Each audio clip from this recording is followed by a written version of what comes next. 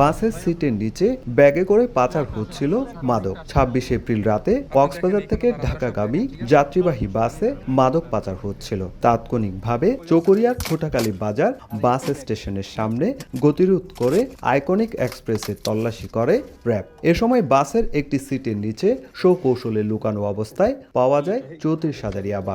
আটক করা হয় গাড়ি চালক ও যাত্রীকে। গোপন তথ্যের ভিত্তিতে অলরেডি জানতে পেরেছিলাম যে এর সাথে বাসের চালকও যুক্ত আছে। তো পরবর্তীতে বাসের চালকের দেওয়া তথ্য অনুযায়ী কোন যাত্রীর কাছে ইয়াবাটা আছে সেটা আমরা জানতে পেরেছিলাম। সে লক্ষ্যে আমরা তাকে আসামি হিসেবে গ্রেফতার করেছি। পর্যটন নগরী হওয়ায় প্রতিদিনই শত শত যাত্রীবাহী যানবাহন চলাচল করে।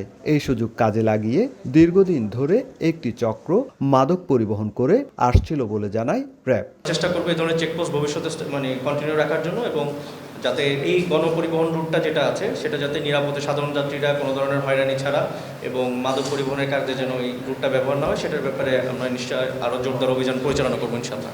গত ৪ মাসে কক্সবাজারে ১০,৫৫,০০০ ইয়াবা, ১০ কেজি হেরোইন, ৪৭ কেজি গাঁজা ও দেশি বিদেশি ১০টি পিস্তল সহ পাচারের উদ্দেশ্যে জিম্মি থাকা ৮২ জনকে উদ্ধার এবং ২৯৪ জনকে আটক করে র্যাব।